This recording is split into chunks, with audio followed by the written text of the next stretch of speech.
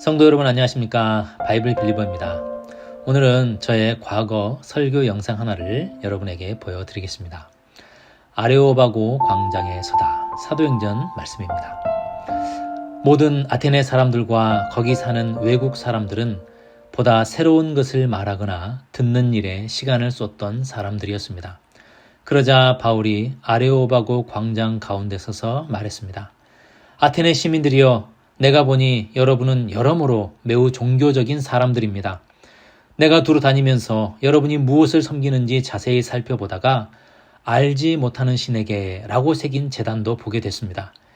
이제 여러분이 알지도 못하고 예배해 온 그 신을 내가 여러분에게 전하고자 합니다.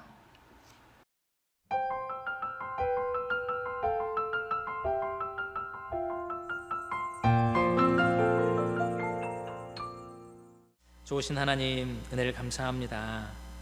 이 시간 또 하나님의 말씀 앞에 섭니다. 하나님의 말씀 안에 거하게 하시며 주의 음성으로 듣게 하시며 그 말씀이 우리를 깨고 우리를 부수고 그 말씀 앞에 낮아지게 하여 주옵소서. 예수님의 이름으로 기도하옵나이다. 아멘.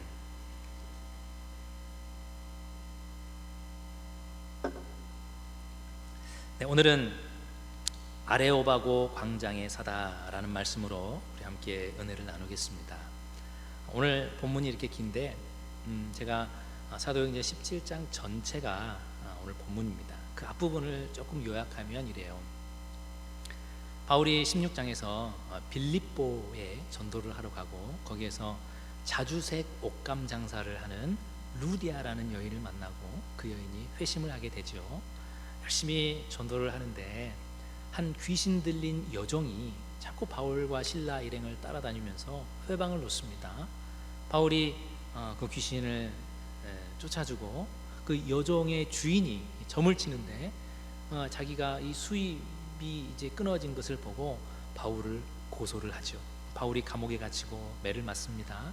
그날 밤 바울과 실라가 그 감옥에서 기도하고 찬송했는데 큰 지진이 일어나고 옥문들이 다 열립니다.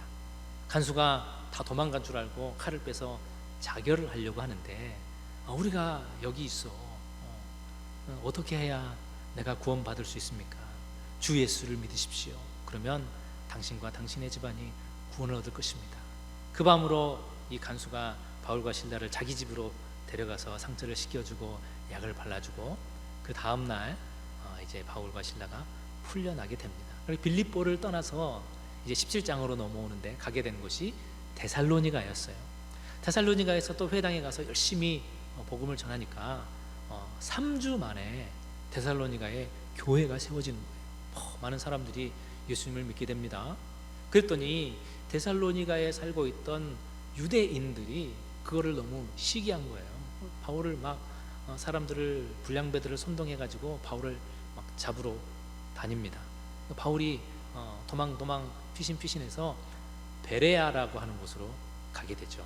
근데 베레아 사람들은 데살로니가 사람들보다 더 교양이 있고 말씀에 더 갈급함이 있어서 더 많은 사람들이 믿게 되고 그리스 사람들도 거기에서 많은 열매가 있게 됩니다. 데살로니가에 있던 이 유대인들이 바울이 베레아까지 가서 복음을 전한다는 이야기를 듣고 화가 나가지고 데살로니가에서 베레아까지 바울을 잡으러 쫓아가요. 이 사람들이 쫓아오니까 바울에게 급히 그냥 바울과 실라가 둘이 같이 갈 새도 없이 바울 혼자 빨리 도망가십시오, 몸을 피하십시오 라고 피한 곳이 이제 오늘 본문인 아테네입니다. 아테네에 온 거예요. 자, 아테네에 대한 첫 인상은 도시가 우상으로 가득 차 있었다라는 거예요.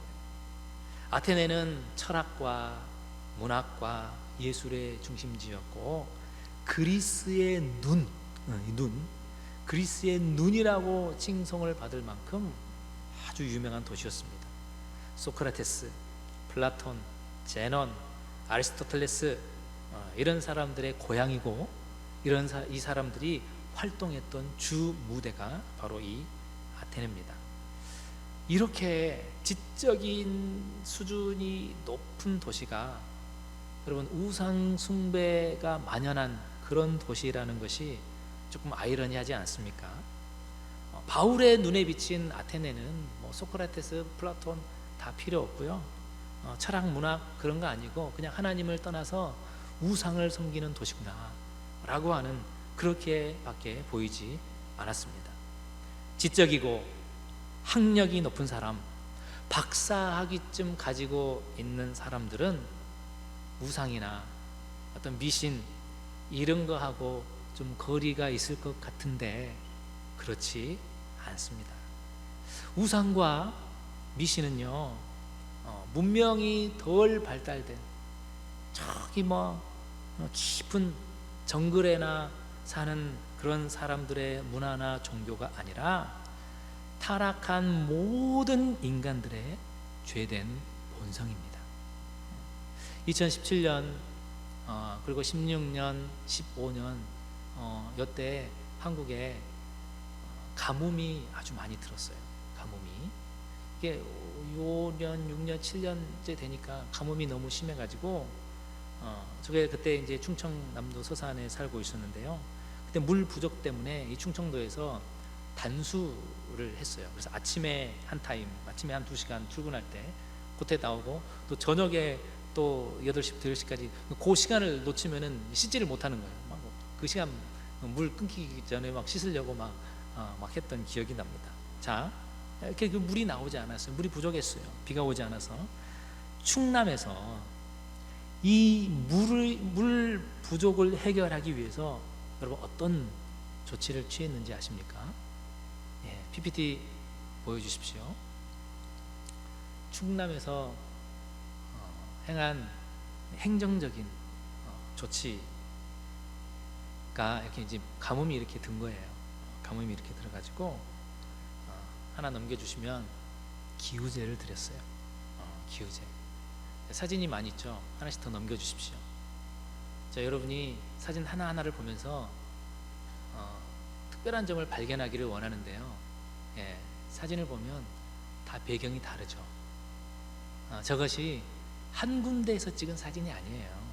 한 군데에서 기우제하는 걸 이렇게 찍은 게 아니고 이거는 뭐 학교 같은 곳이고, 네, 다음 넘겨주시면 이거는 뭐 태안이라고 돼 있고, 그 전에 뭐 당진, 천안, 뭐 서천, 예천, 그리고 뭐 이런 곳에서 다 기우제를 드렸어요. 네. 여러분, 저기에서 기우제를 드리고 있는 거, 여러분들이 다 컴퓨터 사용하고요, 다 대학 나왔고, 예, 그렇죠. 다 스마트폰 들고 사는 그런 분들이에요. 비가 안 오니까 덥죽 엎드려가지고 돼지머리 갖다 놓고 기우제를 드리는 겁니다. 우리가 21세기에 살고 있다고 해서 미신이 없을까? 오히려 더 많은 우상과 미신 속에 살고 있습니다. 단지 그 미신을 조금 우아하게 포장을 했을 뿐입니다. 이성, 과학 이런 것들은 오늘날 최고의 우상이지요. 그런데 제가 또 하나 발견한 우상이 있습니다. 제가 발견한 거예요. 인권이라고 하는 우상이 요즘에 아주 각광을 받는 그런 우상 같아요. 인권이라고 하는 이 우상 아래에서 성경이 금지한 모든 죄들을 다 허용하고 있습니다. 과도한 인권 존중이 기독교 가치관과 계속 이렇게 부딪히는 시대에 우리가 살고 있는 거예요. 그렇죠? 우리가 그 안에서 우리가 지금 살고 있습니다. 21절 함께 읽겠습니다. 시작. 모든 아테네 사람들과 거기 사는 외국 사람들은 보다 새로운 것을 말하거나 듣는 일에 시간을 쏟던 사람들이었습니다. 무엇에 관심을 쏟고 무엇을 하면서 시간을 보내느냐가 그 사람의 영성이고 가치관입니다. 여러분은 무엇에 관심을 기울이고 무엇을 하면서 시간을 보냈습니까? 지난 일주일 여러분이 가장 많이 보낸 시간은 무엇입니까? 가족과 보내는 시간도 중요하고 생업을 위해 일하는 시간도 중요하지요. 취미생활도 좋습니다. 거기에 주님과 교제를 위한 시간도 빼놓지 않기를 바랍니다. 그 시간이 있고 없고의 차이가 우리의 정체성을 말해주는 거예요. 넌 크리스찬과 우리가 구별되는 시간은 주님과 교제하는 시간이 있느냐 없느냐 그거 아니겠습니까? 세상의 헛된 곳에 시간을 낭비하지 마십시오. 주님께 시간을 쏟는 사람이 되십시오. 그 시간이 가장 복된 시간입니다. 아테네 사람들은 늘 새로운 것을 말하고 듣는 일에 시간을 쏟았다. 여러분, 아테네 사람들만 그런가요? 오늘날 우리는 안 그런가요? 우리는 새로운 정보, 새로운 제품, 새로운 이야기 우리는 안 좋아하나요? 우리도 똑같죠. 우리도 똑같습니다. 어느 날 이 아테네에 바울이라고 하는 뉴 페이스가 등장을 한 거예요. 처음 보는 사람이네.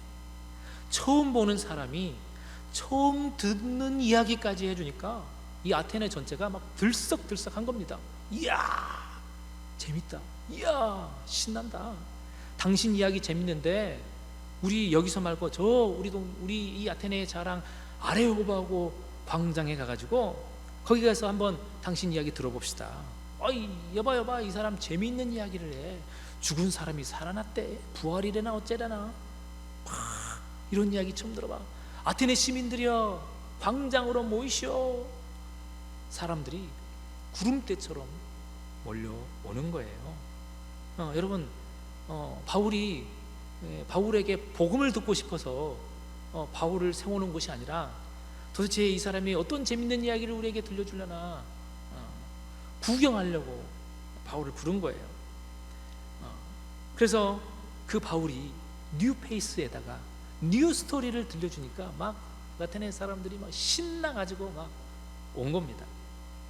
성경은 해 아래 새 것이 없다라고 했는데 늘 새 것을 찾는 이 인간의 모습을 통해서 깨닫는 것은 인간의 마음은 지식으로도 물질의 부요함으로도 채워지지 않는구나 하는 것을 깨닫습니다. 또 인간은 이 마음을 비워둔 채 그냥 살아갈 수는 없는 그런 존재이구나. 그러니까 이 마음이 그냥 텅 빈 채로 그냥 이런 거 신경 쓰지 말고 대충 살지, 이게 안 되는 존재라는 거예요. 안 되는 존재라는 거예요. 자, 여러분의 마음은 무엇으로 채워져 있습니까? 하나님이 없는 인생은 공허하고 헛될 뿐입니다. 세상 것으로는 채워지지 않는 것이 인생입니다. 역사상 가장 지적인 사람이라고 칭송받는 솔로몬이 헛되고 헛되며 헛되고 헛되니 모든 것이 헛되도다. 내가 쾌락도 즐겨봤고 부귀영화도 누려봤고 세상의 모든 지혜도 다 가져봤는데 다 헛되더라. 손으로 바람을 움켜잡는 것 같더라. 솔로몬이 나처럼 모든 것을 다 가진 왕이 왜 공허하지? 왜 허무하지? 도대체 그 이유가 뭘까? 고민하다가 찾은 결론이 이겁니다. 우리 전도서 3장 11절을 한번 다 같이 읽겠습니다. 시작. 하나님은 모든 것을 그분의 때에 아름답게 만드시고 사람들의 마음속에 영원을 사모하는 마음을 주셨다. 그러나 하나님께서 하시는 일의 처음과 끝을 다 알지는 못하게 하셨다. 하나님이 사람을 만들 때 이 사람의 마음에다가 영원한 것을 사모하는 마음을 주셨기 때문이구나. 솔로몬이 깨달은 거예요. 그러면 이 세상에서 영원한 것이 뭘까? 하나님밖에 없구나. 우리 마음은요, 밑이 빠진 독입니다. 장독 있죠, 장독. 밑 빠진 독에 물 붓기. 밑 빠진 독. 그래서 아무리 이 물을 퍼 넣어도 채워지지가 않는 거예요. 그러면 그 밑 빠진 독에 똑같은 그 우리 마음을 채우는 방법이 뭘까? 아마 여러분들이 아까부터 이 옆에 있는 게 이거 뭐지? 계속 궁금해 하셨을 텐데 설교의 소품입니다.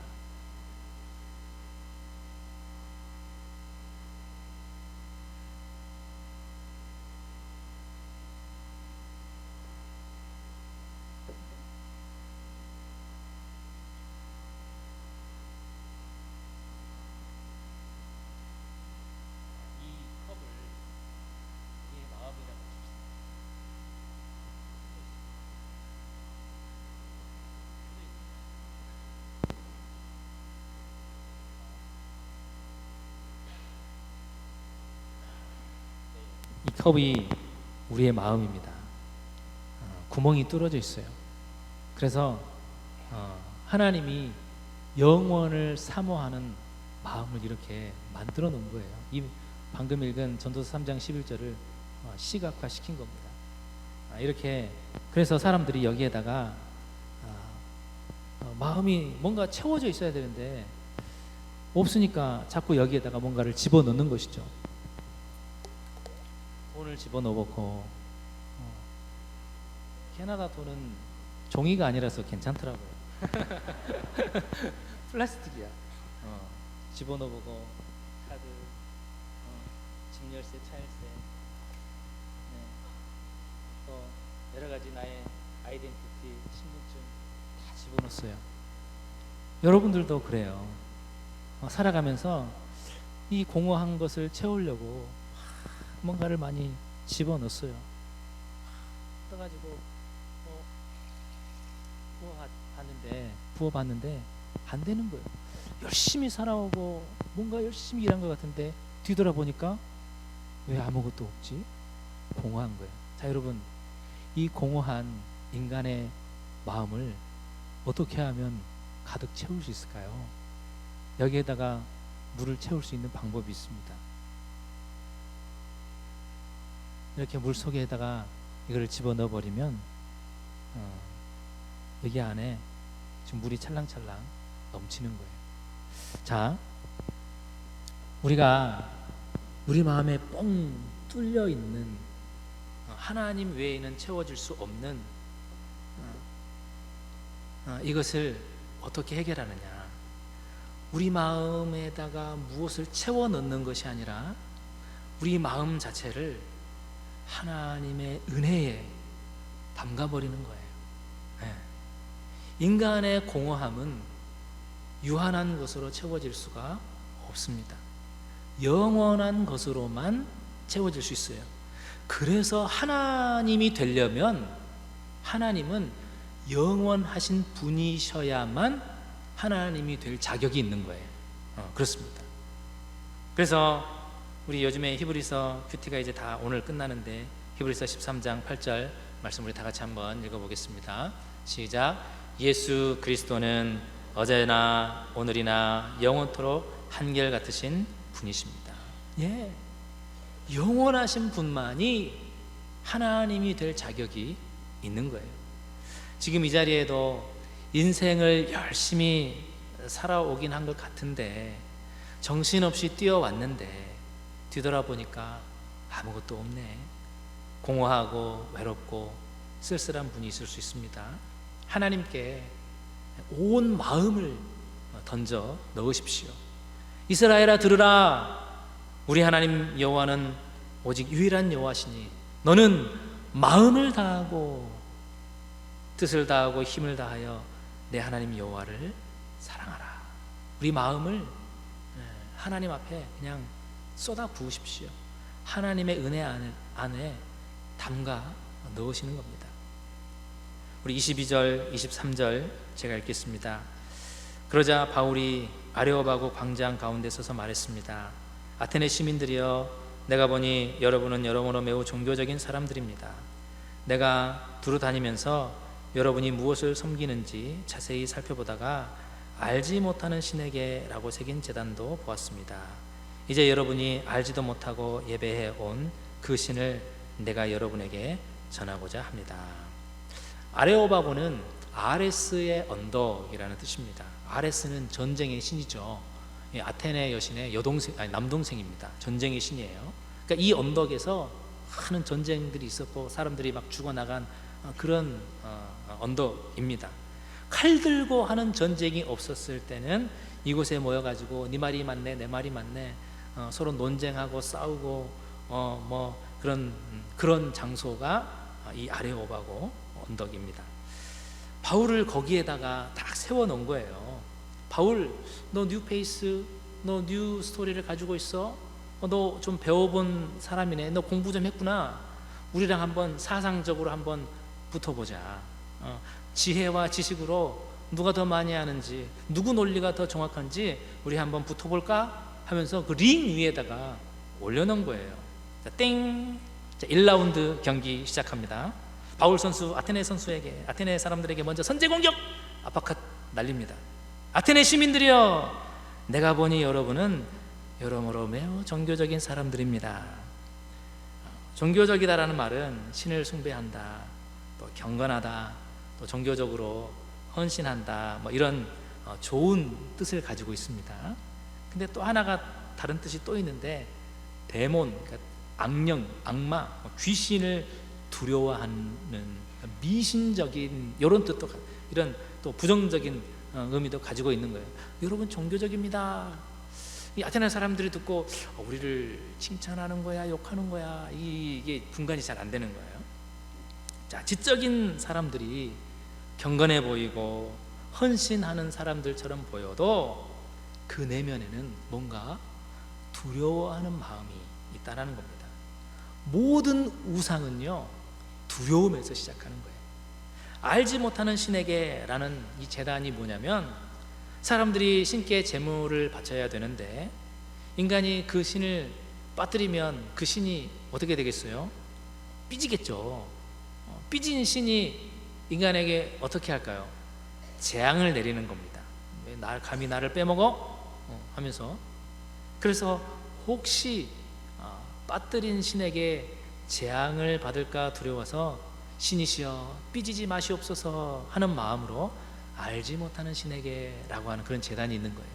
또 질병이 치료되거나 일이 형통하게 잘 풀렸는데 도대체 이 은혜가 어떤 신이 나를 도와줬지? 어떤 신이 나를 도와줬는지 모를 때, 그때 또 이 알지 못하는 신에게 라고 하면서 거기에다가 제물을 드리는 겁니다. 신이 도와줬는데 고맙다고 안 하면 또 신이 또 삐지잖아요. 이거 제가 해석한 게 아니라 성경 주석가들과 역사학자들의 해석입니다. 삐지면 안 되니까. 그래서 그렇게 하는 겁니다. 우상의 기원은요, 두려움이에요. 두려움. 하나님은 어떤 이유에서도 인간에게 두려움을 주지 않습니다. 오히려 항상 두려워하지 마라, 놀라지 마라, 겁내지 마라, 이렇게 말씀하시는 분이세요. 두려움은 하나님의 역사가 아닙니다. 혹시 이 자리에 마음속에 여러 가지 자신의 상황, 아까 우리 찬양한 것처럼 내가 광야에 있는 것처럼 아무것도 보이지 않고 막막해서 두려움에 떨고 있는 분이 있습니까? 하나님이 말씀하십니다. 내 아들아, 내 딸아, 두려워하지 마라, 놀라지 마라, 겁내지 마라. 내가 너와 함께 하겠다. 내가 너를 도와주겠다. 참으로 나의 의로운 오른손으로 내가 너를 붙들어 주겠다. 하나님의 음성을 들으십시오. 하나님의 그 음성 따라서 힘을 내십시오. 아테네 사람들이 그렇게 똑똑해도 두려움을 갖고 사는 거예요. 뭔가 그 말할 수 없는 두려움이 있는 겁니다. 24절, 그 신은 온 세상과 그 안에 모든 것을 창조하신 하나님이십니다. 하나님께서는 하늘과 땅의 주인이시며 사람이 손으로 지은 신전들 안에 살지 않으십니다. 땡땡. 2라운드. 하나님은 온 우주 만물을 창조한 창조주이십니다 라고 선포했습니다. 하나님을 창조주로 믿는 것이 신앙의 출발입니다. 그래서 성경은 태초에 하나님이 천지를 창조하시니라 라고 선포하고 시작하는 거예요. 이것이 신앙의 출발입니다. 여러분, 창조를 믿으면요, 성경에서 믿지 못할 것이 없습니다. 창조를 믿으면 다 믿을 수 있어요. 왠지 아세요? 성경에 창조보다 더 큰 기적이 없거든요. 홍해가 갈라진 거, 죽은 사람이 살아난 거, 병이 고쳐진 거, 창조한테 안 되는 거예요. 창조한테 안 되는 거예요. 창조를 믿으면 다 믿을 수 있어요. 다 믿을 수 있어요. 그런데 이 창조를 잘 사람들이 믿지 못하는 것이죠. 하나님께서 창조주 되심을 믿으십시오.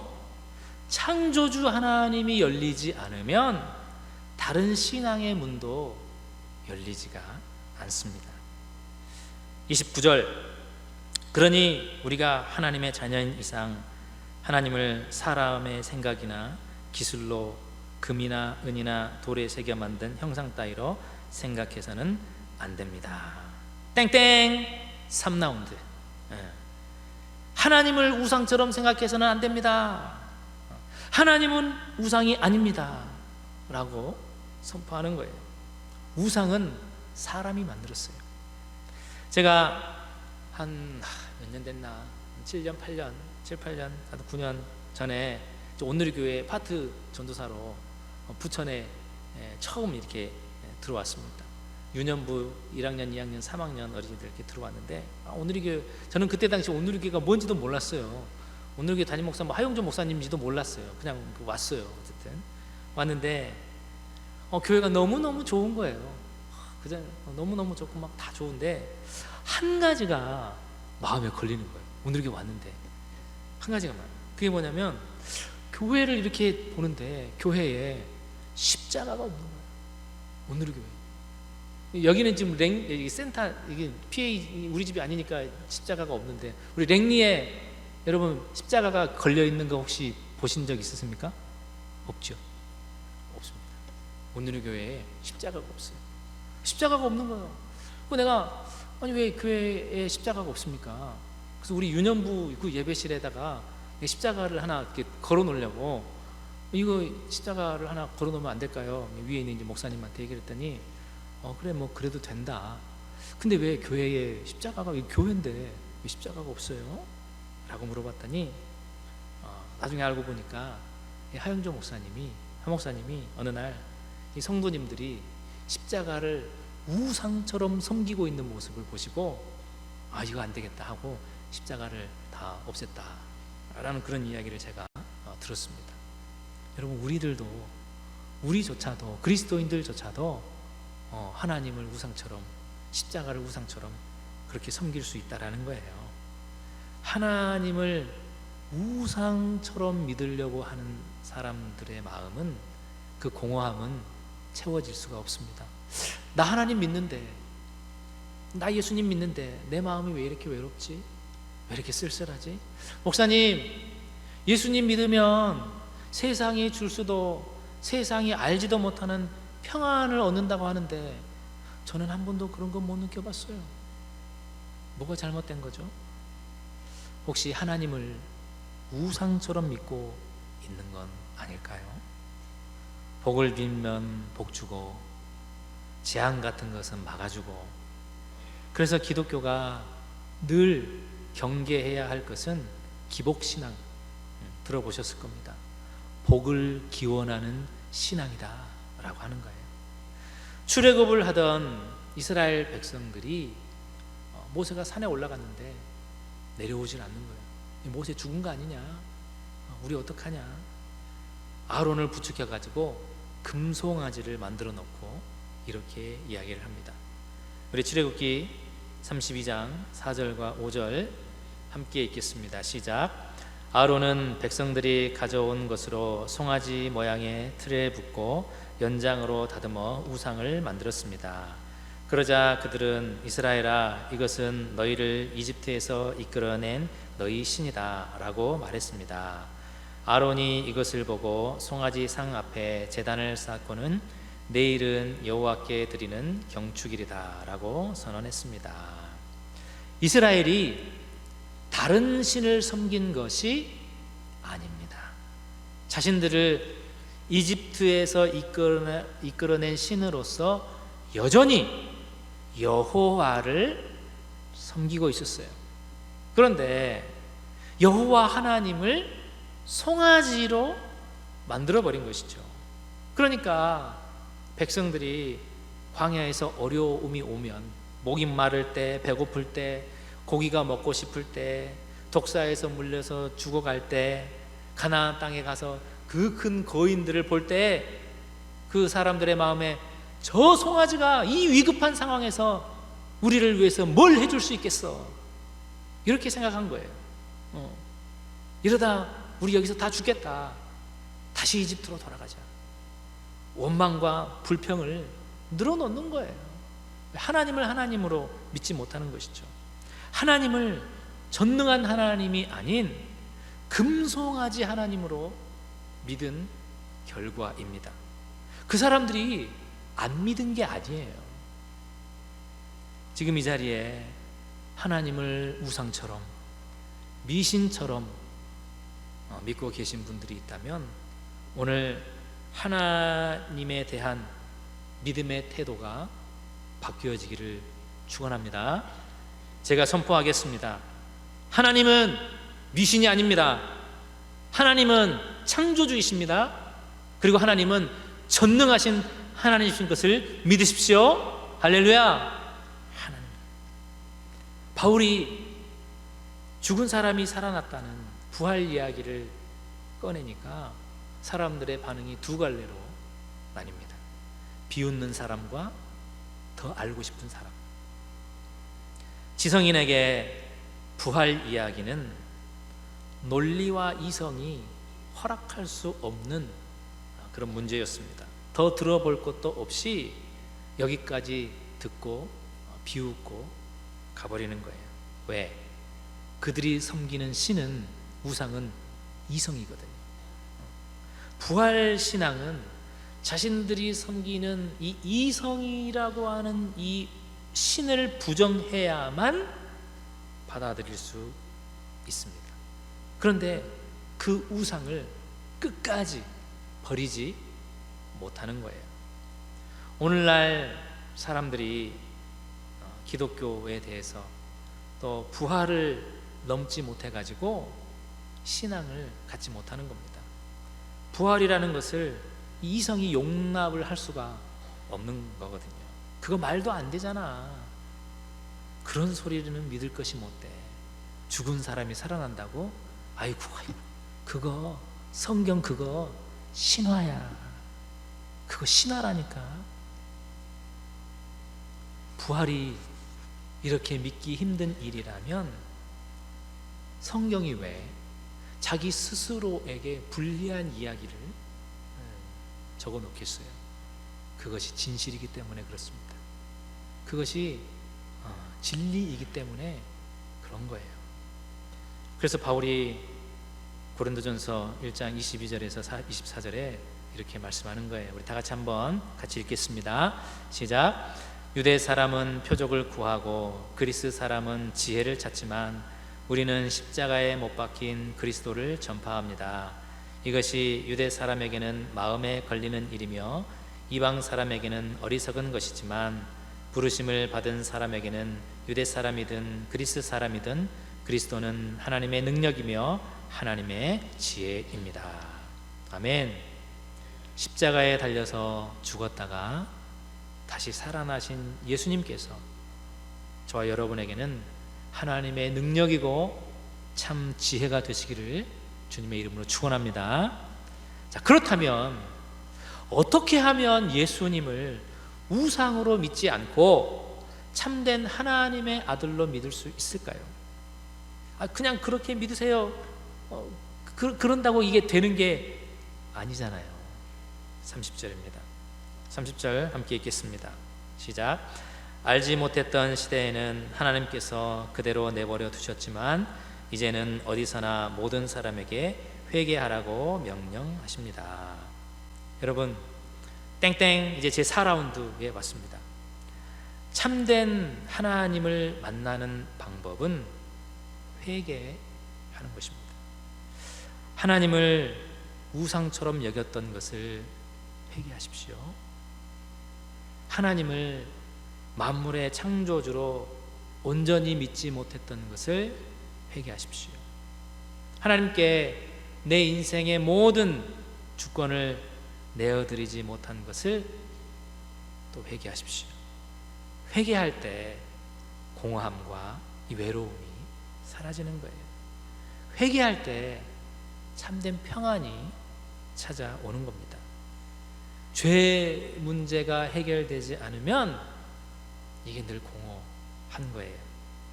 오순절에 성령이 임하고 성령의 충만함을 받은 이 베드로와 많은 사도들이 밖으로 뛰쳐나가 설교를 했습니다. 그 설교를 듣고 베드로의 설교를 듣고 사람들이 마음에 찔려서 이렇게 묻는 거예요. 형제들이여, 우리가 무엇을 해야 합니까? 베드로가 대답합니다. 회개하십시오. 그리고 여러분의 죄를 용서받기 위해 예수 그리스도의 이름으로 세례를 받으십시오. 그러면 여러분이 성령의 선물을 받게 될 것입니다. 그리고 그날 회개하고 세례받은 사람이 3,000명이었더라. 여러분은 어떻게 하시겠습니까? 회개를 통해 성령의 선물을 받아 누리는 저와 여러분, 우리 모두가 되시기를 주님의 이름으로 축원합니다. 회개는요, 아픈 거예요. 회개는요, 고통스러운 거예요. 눈물 흘리는 거예요. 마음을 찢는 거예요. 그런데 마음을 찢으면 평안이 오는 겁니다. 복음의 놀라운 신비죠. 마음을 찢으면 더 고통스러워야 되는데 마음을 찢으면 평안이 오는 거예요. 그것이 복음입니다. 그것이 평안입니다. 시간 다 같이 함께 기도하겠습니다. 회개를 통해 전능하신 하나님, 창조주 하나님 앞에 나아가십시오. 우리 안에 있는 헛된 우상을 버리십시오. 모든 두려움을 떨쳐버리십시오. 주님, 내 안에 두려움이 있습니다. 도와주세요. 함께 해주세요. 나를 붙들어 주세요. 그리고 내 인생에 매일매일 새로운 일들을 창조해 주십시오. 내일 일은 모릅니다. 장래일도 모릅니다. 주님은 아십니다. 그리고 오늘 말씀을 통하여서 여러분 각자에게 주시는 말씀, 바로 순종해야 할 말씀, 깨닫게 하시는 말씀은 무엇입니까? 그 말씀 붙들고 우리 시간 다 같이 함께 주여 한번 외치며 하나님 앞에 기도하며 나가겠습니다. 함께 기도하겠습니다. 주여!